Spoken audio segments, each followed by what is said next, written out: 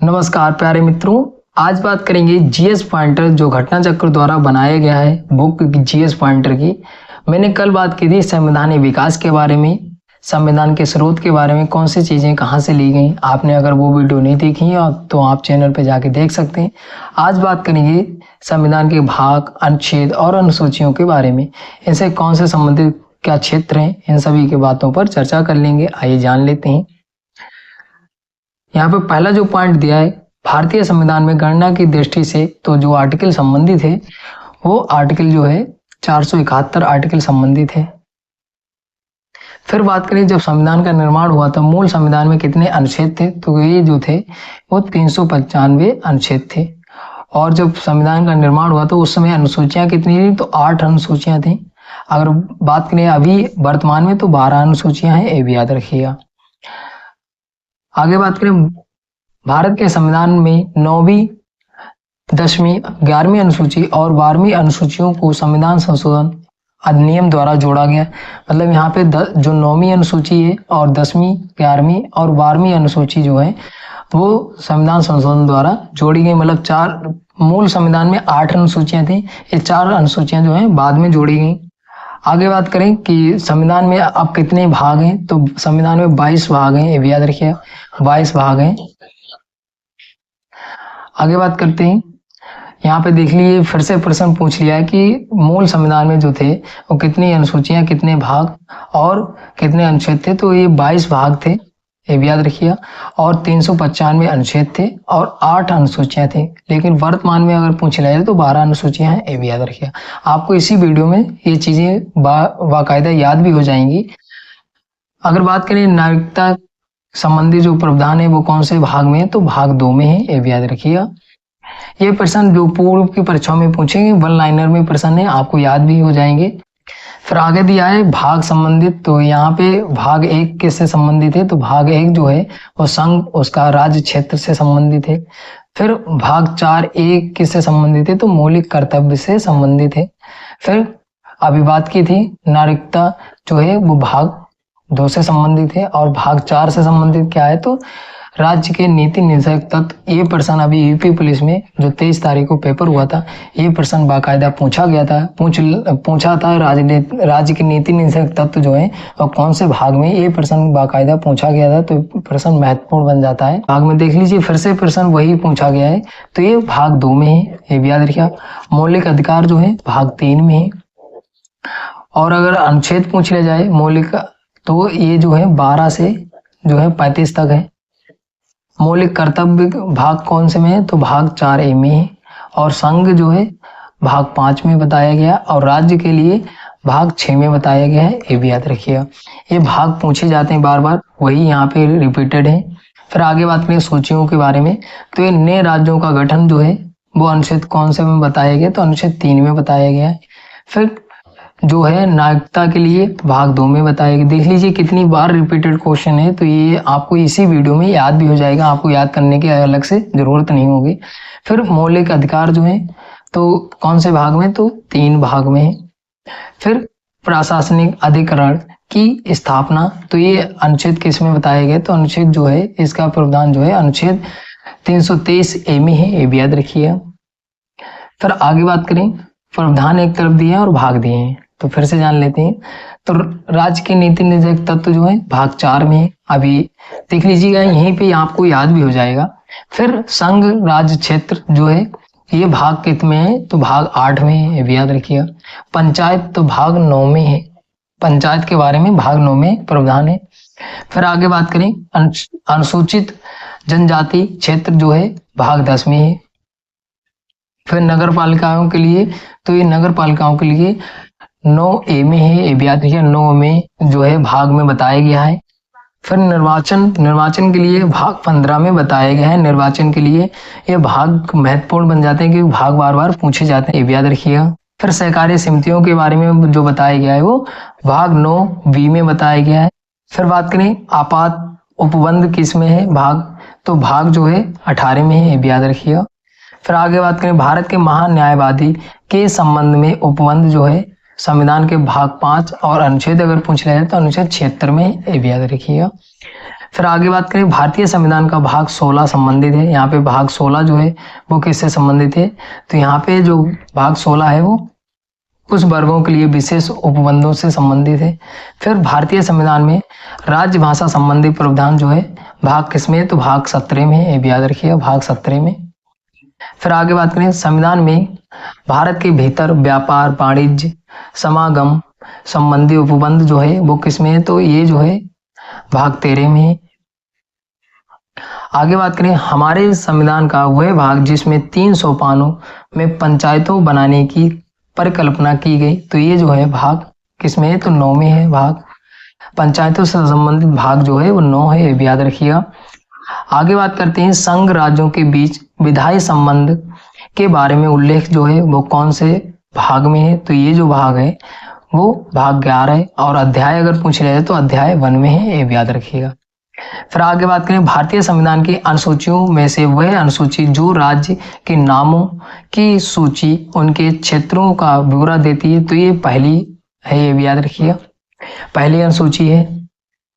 फिर बात करें यदि भारत संघ के नए राज्य का सृजन करना हो तो संविधान की किस अनुसूची को आवश्यक संशोधित किया जाएगा, तो ये जो है तो ये पहली अनुसूची में बताया गया। देख लीजिए प्रश्न वही पूछा है बार बार, लेकिन लैंग्वेज घुमा के पूछा है, इसलिए अलग अलग लैंग्वेज से प्रश्न पूछा गया है। आगे बात करें भारत के संविधान की चौथी अनुसूची, तो चौथी अनुसूची किससे संबंधित है, तो राज्यसभा के स्थानों में आवंटन को। फिर आगे बात करें यदि भारत संघ के नए एक राज्य का सृजन हो तो संविधान की अनुसूचियों में से जिस एक को आवश्यक संशोधित किया जाना चाहिए, तो पहली अनुसूची देख लीजिए, फिर से वही प्रश्न बार बार घुमा के पूछा है। फिर आगे बात करें भारतीय संविधान की तृतीय अनुसूची, तो तृतीय अनुसूची के बारे में जान लेते हैं। तो इसमें पहला जो पॉइंट दिया है संघ के मंत्रियों के लिए पद की शपथ का प्रारूप, फिर उच्चतम न्यायालय के मुख्य न्यायाधीश द्वारा ली जाने वाली शपथ का प्रारूप, फिर तीसरा पॉइंट दिया है संसद के सदस्य द्वारा ली जाने वाली शपथ का प्रारूप। ये 3 जो है संबंधित हैं किससे, तृतीय अनुसूची से, ये याद रखिएगा। फिर आगे बात करते हैं भारत के प्रधानमंत्री द्वारा शपथ या प्रतिज्ञान का प्रारूप संविधान में दिया गया है, तो ये कौन से में दिया गया, तो ये जो है अनुच्छेद 60 में दिया गया है। फिर आगे बात करें एक तरफ संविधान की अनुसूची दी है और एक तरफ विषय दिए हैं, तो जान लेते हैं कौन सा जो है वो सही होगा। तो यहाँ पे जो दिया है तीसरी अनुसूची, तो शपथ और प्रतिज्ञान के प्रारूप से संबंधित है।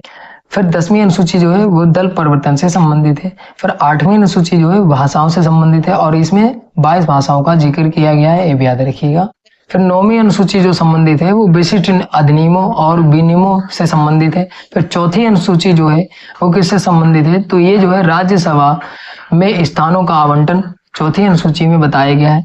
फिर आगे बात कर लेते हैं, फिर आगे दिया है एक तरफ अनुसूची दी है और एक तरफ जो है वही फिर से घुमा के प्रश्न पूछा गया है। तो तृतीय अनुसूची में जो है शपथ प्रतिज्ञान के प्रारूप है। फिर चौथी अनुसूची में जो है राज्य और राज्य क्षेत्रों के लिए राज्यसभा में स्थानों का आवंटन है। फिर 7वीं अनुसूची में जो है जो संसद है और राज्य विधानमंडलों द्वारा जो बनाई गई विधियों की सूची है उसके बारे में बताया गया 7वीं अनुसूची में। फिर 8वीं अनुसूची में भाषाओं का जिक्र है, तो भाषाएं कितनी है 8वीं अनुसूची में 22 भाषाओं का जिक्र है, भी याद रखिएगा। आगे बात करें एक तरफ अनुसूची दी है और एक तरफ विषय दी है, तो जान लेते हैं। तो यहाँ पे जो चौथी अनुसूची है वो किससे संबंधित, तो राज्यसभा में स्थानों का आवंटन इससे संबंधित। फिर 6वीं जो अनुसूची है वो असम त्रिपुरा मेघालय मिजोरम के लिए जनजातीय क्षेत्र के से संबंधित है। और अष्टम जो है मतलब 8वीं अनुसूची जो है भाषाओं से संबंधित है, 22 भाषाओं का जिक्र है, आपको इसी में याद भी हो जाएगा। फिर 9वीं अनुसूची जो है भूमि सुधार अधिनियम से संबंधित है, ये याद रखिएगा। फिर आगे बात करते हैं सूची 1 सूची 2 में देख लेते हैं क्या क्या दिया है। फिर यहाँ पे 7वीं अनुसूची में जो बताया गया है वो विधायी शक्तियों का वितरण। फिर 8वीं अनुसूची में देख लीजिए, 8वीं अनुसूची बहुत ही महत्वपूर्ण है, यहाँ पे भाषाओं के बारे में बात की गई है। फिर 9वीं अनुसूची में बताया गया है कुछ अधिनियमों और विधि मान्यकरण के बारे में बताया। फिर 10वीं अनुसूची में जो है दल परिवर्तन के आधार पर निहरता फिर आगे बात करते हैं, राज्य भूमि सुधार अधिनियमों को संवैधानिक सुरक्षा प्रदान करने हेतु सम्मिलित किया गया। तो ये जो है कौन सी अनुसूची सम्मिलित की गई, तो 9वीं अनुसूची जो है सम्मिलित की गई, ये भी याद रखिएगा। फिर आगे बात करें, भारत के संविधान की वह अनुसूची जो पहले संवैधानिक संशोधन द्वारा जोड़ी गई, तो ये जो है 9वीं अनुसूची जोड़ी गई, ये भी याद रखिएगा। फिर आगे बात करें, प्रधानमंत्री जिनके कार्यकाल में संविधान में 9वीं अनुसूची को पुनः स्थापित किया गया था, तो ये जो है उस समय जो प्रधानमंत्री थे वो जवाहरलाल नेहरू थे, ये भी याद रखिए, जो 9वीं अनुसूची जोड़ी गई थी। फिर आगे भी बात करें, कोहेलो केस भारत के संविधान की किस अनुसूची से संबंधित है, तो 9वीं अनुसूची से संबंधित है, ये भी याद रखिएगा। फिर आगे बात करें, भारत के संविधान के अंतर्गत आर्थिक योजना मतलब नियोजन का विषय, तो ये समवर्ती सूची का विषय है, ये भी याद रखिएगा। कितनी सूचियां होती हैं, तो राज्य सूची होती है, समवर्ती सूची होती है और संघ सूची होती है, ये भी याद रखिएगा। आगे बात करें, भारत के संविधान की अनुसूची जिसमें 3 विधायी सूचियों का प्रावधान है, तो ये जो है 7वीं अनुसूची है, ये भी याद रखिएगा। आगे बात कर लेते हैं, यहाँ पे संघ सूची, राज्य सूची और समवर्ती सूची भी देख लेते हैं। तो इसमें जो है संघ सूची में जो है कितने विषय सम्मिलित हैं, तो अभी पहले जो थे 97 थे और अब जो हो गए गणना के अनुसार 98 विषय हो गए वर्तमान में। फिर राज्य सूची में जो है 59 विषय हैं, ये भी याद रखिएगा। फिर आगे बात करें समवर्ती सूची में, तो समवर्ती सूची में 52 विषय हैं। और संघ सूची का मतलब होता है जो केवल केंद्र ही कानून बनाएगा, और राज्य सूची में जो विषय होते हैं वो राज्य के ही विषय होते हैं, और समवर्ती सूची में जो होता है राज्य और केंद्र दोनों ही विषय जो है वो शामिल होते हैं। जैसे वन है जो समवर्ती सूची का विषय, ये भी याद रखिएगा। फिर आगे बात करें, जानवरों के प्रति क्रूरता को रोकथाम को भारतीय संविधान की किस सूची में रखा गया है, तो ये समवर्ती सूची में रखा गया। मतलब कोई भी जानवर को मतलब रोकथाम मतलब क्रूरता से रोकथाम के लिए जो है विषय जो है वो समवर्ती सूची का विषय, ये भी याद रखिएगा।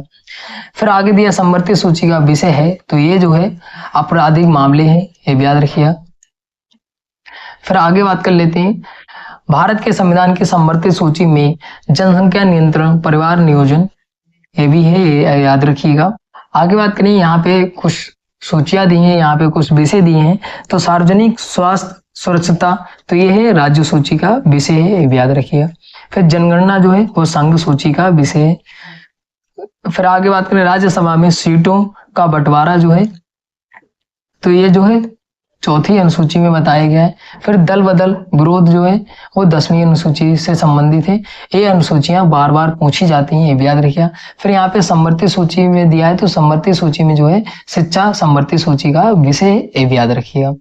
फिर आगे बात करें, शिक्षा जो प्रारंभ में राज्य सूची का विषय था उसे समवर्ती सूची में स्थानांतरित किया गया। तो ये जो कौन से संविधान संशोधन द्वारा, तो 42वें संविधान संशोधन द्वारा जो है स्थानांतरित किया गया। कब हुआ था 42वां संविधान संशोधन, तो 1976 में होता है, ये भी याद रखिएगा।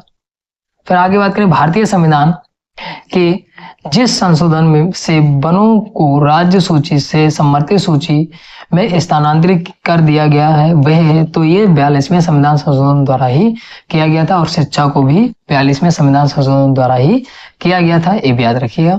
एक तरफ आपके दी है सूची और एक तरफ दी है विषय, उससे संबंधित विषय दिए, विषय 100 में 100% पूछे जाते हैं। तो जो वन है, वन कौन से सूची का विषय है, तो ये समवर्ती सूची का विषय है, ये भी याद रखिएगा। डाकघर बचत बैंक जो है संघीय सूची का विषय मतलब केंद्र का है। फिर आगे बात करें, जन स्वास्थ्य जो है वो राज्य सूची का विषय है। फिर शेयर मार्केट जो है संघीय सूची का विषय है, ये भी याद रखिएगा। ये विषय भी बार बार परीक्षाओं में पूछे जाते हैं, देख लीजिए, यहीं पे आपको याद भी हो जाएगा। फिर आगे बात करते हैं, यहाँ पे देख लीजिए, फिर से विषय पूछे, अलग अलग शब्द दे के विषय पूछ लेते हैं। तो यहाँ पे केंद्र सूची में मतलब वही संघीय सूची, तो जनगणना जो है केंद्र का विषय है।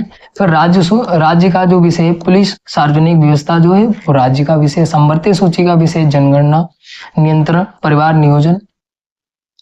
फिर अवशिष्ट विषय जो है वो अंतरिक्ष अनुसंधान।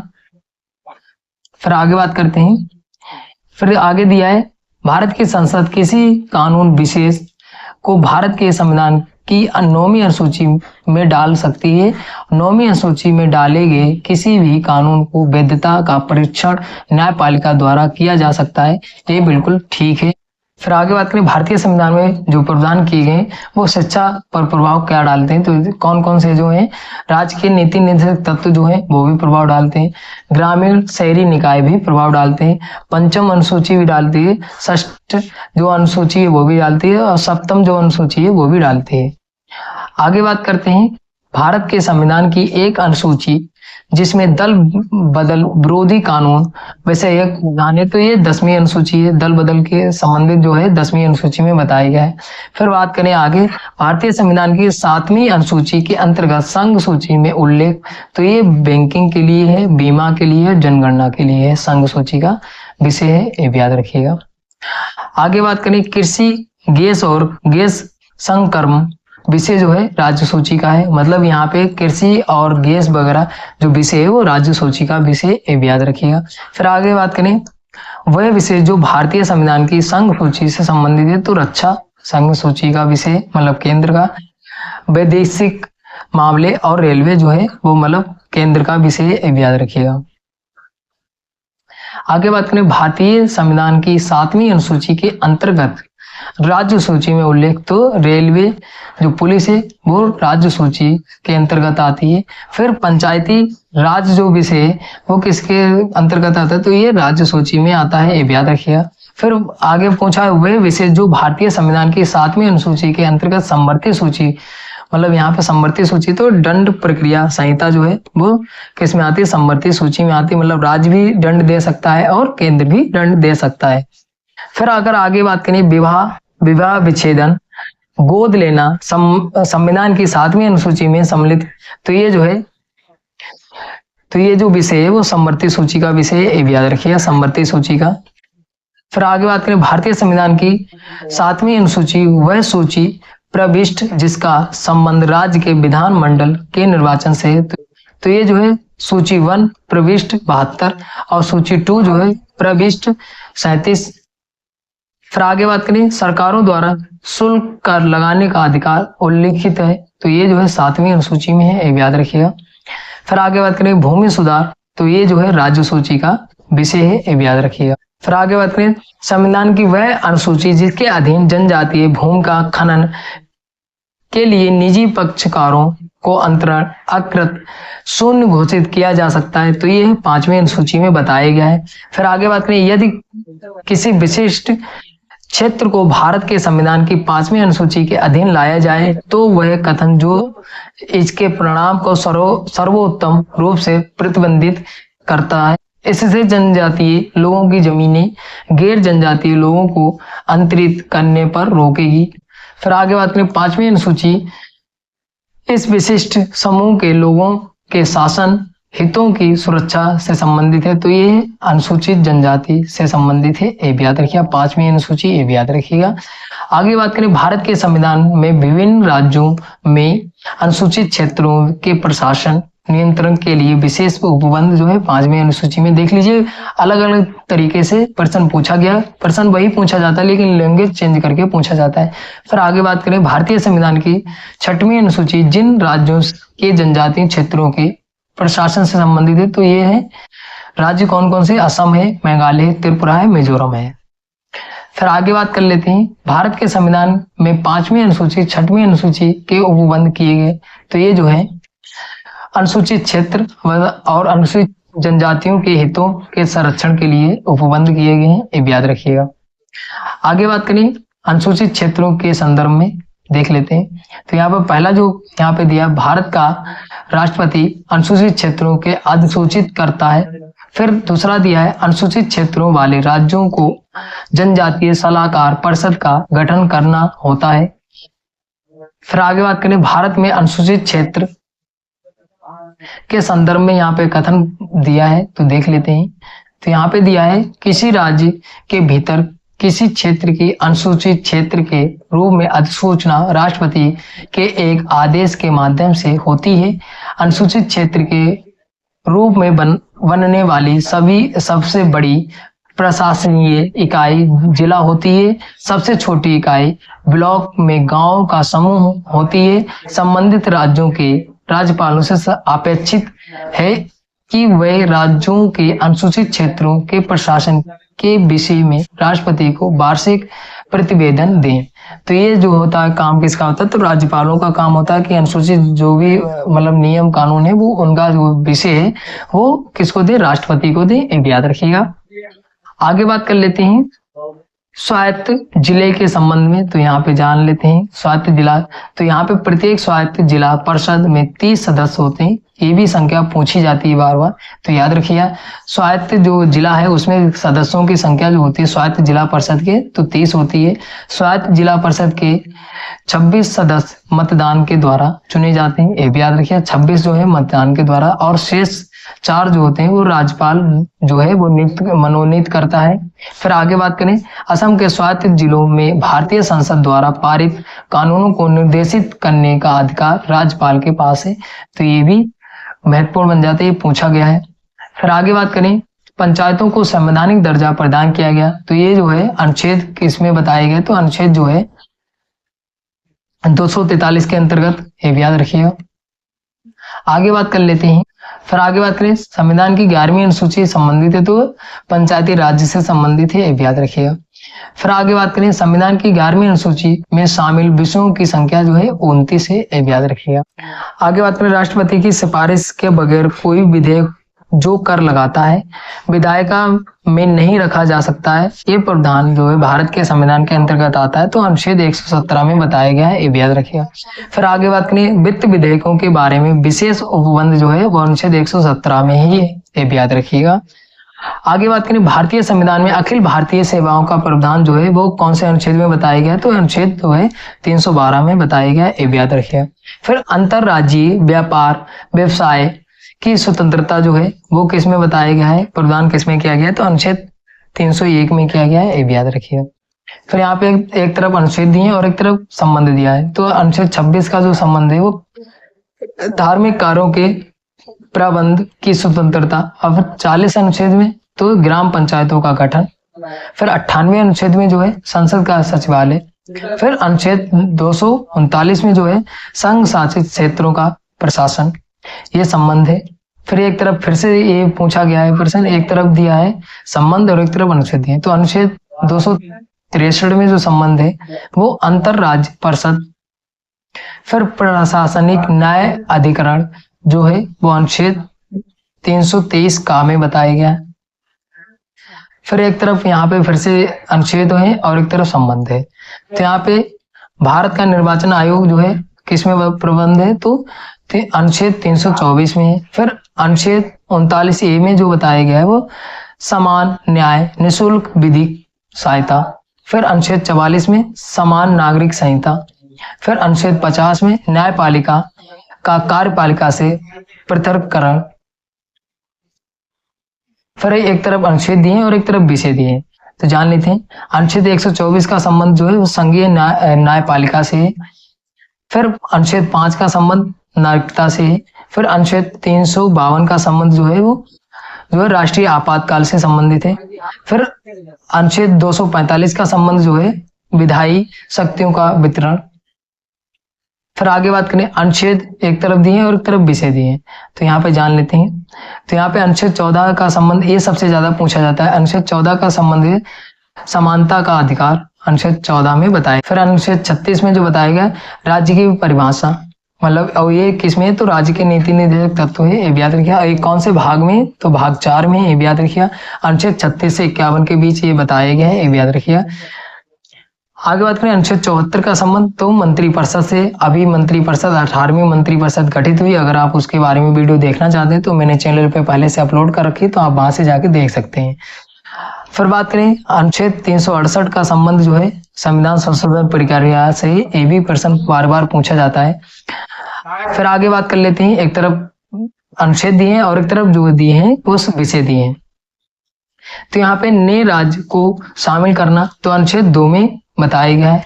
फिर विधि के समक्ष समता का अधिकार जो है अनुच्छेद 14 में बताया गया है। फिर गिरफ्तारी निविरोध से संरक्षण जो है अनुच्छेद 22 में बताया गया है। फिर बात करें राष्ट्रपति का विधेयक को अनुमति देने का अधिकार जो है वो अनुच्छेद 111 में बताया गया है, ये भी याद रखिएगा। फिर यहाँ पे अनुच्छेद दिए हैं और एक तरफ जो है संबंधित उनका विषय दिया है। तो अनुच्छेद 54 में बताया गया है कि भारत के राष्ट्रपति का निर्वाचन अनुच्छेद 54 में बताया गया है। फिर अनुच्छेद 75 में जो बताया गया है वो प्रधानमंत्री मंत्रिपरिषद की नियुक्ति बताई गई। हालांकि अभी जो 18वीं लोकसभा हुई है उसमें ये नियुक्ति, ये संबंध है इसका, ये भी याद रखिएगा। फिर अनुच्छेद 155 में बताया गया कि राज्य की राज्यपाल की नियुक्ति, मतलब 155 अनुच्छेद में बताया गया है कि राज्य में राज्यपाल की नियुक्ति की जाएगी। फिर अनुच्छेद 164 में बताया गया है कि राज्य के मुख्यमंत्री मंत्रिपरिषद की नियुक्ति, तो अनुच्छेद 164 में बताया गया है। और केंद्र में जो होगा वो प्रधानमंत्री और मंत्रिपरिषद की नियुक्ति। फिर आगे बात करें अनुच्छेद 170 में ये बताया गया कि राज्य विधानसभाओं की संरचना अनुच्छेद 170 में बताया गया है। फिर आगे अनुच्छेद दिए हैं, उसके विषय दिए हैं, तो आगे जान लेते हैं। जो बार बार प्रश्न पूछे जाते हैं वही प्रश्न यहाँ पे है। तो राष्ट्रपति पर महाभियोग, ये प्रश्न काफी बार परीक्षाओं में पूछा जाता है। तो अनुच्छेद जो संबंधित है वो अनुच्छेद 61 संबंधित है। फिर अनुच्छेद 67 खा जो संबंधित है उपराष्ट्रपति को हटाना, ये अनुच्छेद जो है 67 खा में है। फिर आगे बात करें अनुच्छेद 94, तो अनुच्छेद 94 जो है स्पीकर को हटाना। और अभी जो 18वीं लोकसभा के जो लोकसभा अध्यक्ष बने हैं ओम बिरला, तो इनको हटाने के लिए अनुच्छेद जो है वो कौन सा है, तो अनुच्छेद 94 है, ये भी याद रखिएगा। फिर अनुच्छेद 90 जो है वो किससे संबंधित है, राज्यसभा के उपसभापति को हटाना है। ये जो अनुच्छेद है ये महत्वपूर्ण अनुच्छेद है। यहाँ पे सबसे ज्यादा जो पूछा जाता है अनुच्छेद 61 वाला पूछा जाता है और अनुच्छेद जो है 94 पूछा जाता है। फिर यहाँ पे एक तरफ अनुच्छेद दिए और जो है विषय दिए हैं, तो जान लेते हैं। तो यहाँ पे अनुच्छेद जो 323 ए दिया है, तो इसका संबंध जो है प्रशासनिक अधिकरण से संबंधित है। फिर निर्वाचन से संबंधित अनुच्छेद 324 है, निर्वाचन से संबंधित। फिर अनुच्छेद 330 जो है वो लोकसभा में अनुसूचित जाति अनुसूचित जनजाति सदस्यों के लिए आरक्षण, अनुच्छेद कौन से संबंधित है, तो अनुच्छेद 330 संबंधित है, ये भी याद रखिएगा। फिर अनुच्छेद 320 जो संबंधित है लोकसभा आयोगों के कार्य। फिर अनुच्छेद 280 जो संबंधित है वो वित्त आयोग से संबंधित है। अभी हाल ही में जो बजट पास हुआ है तो ये वहां पे पूछा जा सकता है। आगे बात कर लेते हैं। तो आगे जो दिया है अनुच्छेद 360 जो है वो किससे संबंधित है, वित्तीय आपात से संबंधित है। फिर यहाँ पे अनुच्छेद दिए हैं और एक तरफ राज्य दिए हैं। तो यहाँ पे अनुच्छेद 71 का में जो है वो किससे संबंधित है, तो नागालैंड से संबंधित है। फिर अनुच्छेद 371 खा जो है वो असम से संबंधित है। फिर अनुच्छेद 371 गा जो है वो मणिपुर से संबंधित है। और अनुच्छेद 371 घा जो है वो आंध्र प्रदेश और तेलंगाना से संबंधित है। यहाँ पे याद रखिएगा, आंध्र प्रदेश भी दिया जा सकता है और तेलंगाना भी दिया जा सकता है, तो ये दोनों याद रखिएगा। आगे बात कर लेते हैं संस्थान और अनुच्छेद। यहाँ पे संस्थान दिए हैं और अनुच्छेद दिए हैं, तो ये विषय जो है वो महत्वपूर्ण बन जाता है। तो यहाँ पे राज्य का नियंत्रक महालेखा परीक्षक, तो ये संबंधित है अनुच्छेद 148। फिर संघ लोक सेवा आयोग जो अनुच्छेद 315 में बताया गया है, प्रावधान है इसका। फिर आपात स्थिति की घोषणा जो है अनुच्छेद 352 में बताया गया। फिर अखिल भारतीय सेवाएं जो है अनुच्छेद 312 में बताया गया है। फिर संवैधानिक संशोधन जो है अनुच्छेद 368 में बताया गया है। फिर अंतरराज्य परिषद अनुच्छेद 263 में प्रावधान है, ये भी याद रखिएगा। फिर यहाँ पे अनुच्छेद 17 जो पूछा जाता है छुआछूत से संबंधित है, छुआछूत को खत्म करना अनुच्छेद 17 में बताया गया है। फिर ये जो है अनुच्छेद 78 में जो बताया गया है राष्ट्रपति को जानकारी देने के संबंध में प्रधानमंत्री के कर्तव्य जो है वो किस में बताए गए, तो अनुच्छेद 78 में बताए गए। फिर अनुच्छेद 352 में क्या बताया गया, तो ये जो है आपात स्थिति की घोषणा। फिर अनुच्छेद 192 में क्या बताया गया, तो ये है राज्य विधानमंडल के सदस्यों को निहारताओं से संबंधित प्रश्नों पे विनिक्षेप। फिर यहाँ पे एक तरफ अनुच्छेद दिए हैं और एक तरफ विषय दिए हैं। तो ये जो सबसे ज्यादा पूछा जा सकता है क्योंकि अभी नियुक्तियां हुई हैं, निर्वाचन हुआ है, तो ये महत्वपूर्ण बन जाता है। तो ये है अनुच्छेद 324 जो है वो निर्वाचन आयोग से संबंधित है। फिर अनुच्छेद 315 जो है वो लोक सेवा आयोग से संबंधित है।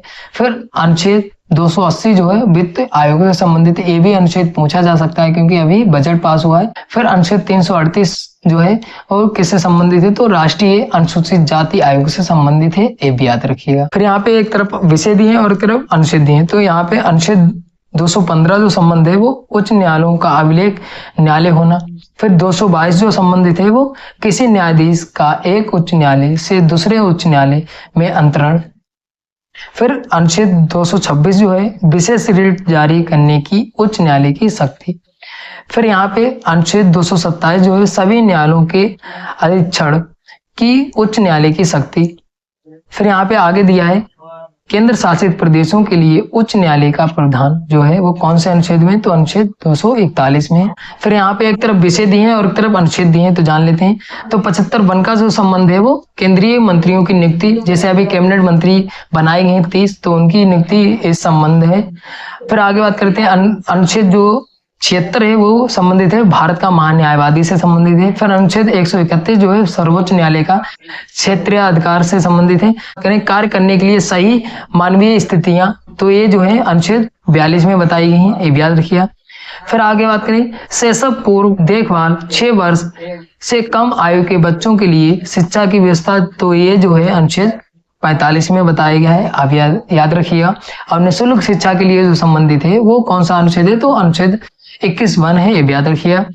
फिर आगे बात करें, यहाँ पे दिया है पंचायतों से संबंधित, तो यहाँ पे भाग जो 9 है वो पंचायत से संबंधित है। फिर नगर पालिकाएं जो भाग है भाग 9 का में संबंधित है। फिर सहकारी समितियां जो है भाग 9 खा में संबंधित है। और अधिकरण जो है 14 का में है, ये याद रखिए। ये संबंध इनका था। यहाँ पे जितनी भी अनुसूचियां थी और जितने भी अनुच्छेद थे और जितने भी भाग थे किससे संबंधित है, बार बार जो रिपीटेड क्वेश्चन होते हैं उन्हीं पे यहाँ पे चर्चा किया है। अब मिलते हैं कोई नई वीडियो के साथ, कोई नए कंटेंट के साथ। ऐसी वीडियो पाने के लिए चैनल को सब्सक्राइब कर लीजिए ताकि आपको जल्दी से जल्दी नई से नई वीडियो मिल सके। धन्यवाद।